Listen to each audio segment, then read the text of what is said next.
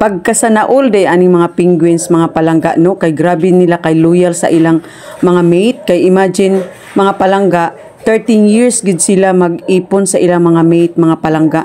Unya, imagine mga palangga, ang lifespan aning penguin mga palangga is 15 to 20 years. Unya, kanyo imagine 13 years sila nga dili gid sila magpartner og lain.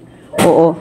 So sana all masundog ni sa tanang mga tao, mga palangga, ang mga penguins nga loyal gid sa ilang mga mate. Baga naay forever always day ang mga penguin, mga palangga. Unya, ang fun facts, mga tawa sa punta mga palangga, ang fun facts aning mga penguins kay magpo sila mga palangga every 20 minutes. Katawanan ang mga palangga, mga tawa sa ata. Unya, sa male o female mga palangga nga penguins, ang pinakaluyal nilang duha is ang male. Siya gid ako na mag-atiman sa ilang kanilang baby nga penguin, mga palangga.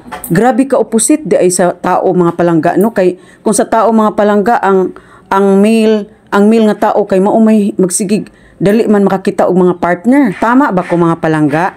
Say you lang, mga palangga, sa atong comment section. Ug ang isa ka nakapayunik aning mga penguins, mga palangga, kay grabe kay sila nakasupport sa ecosystem nato, mga palangga.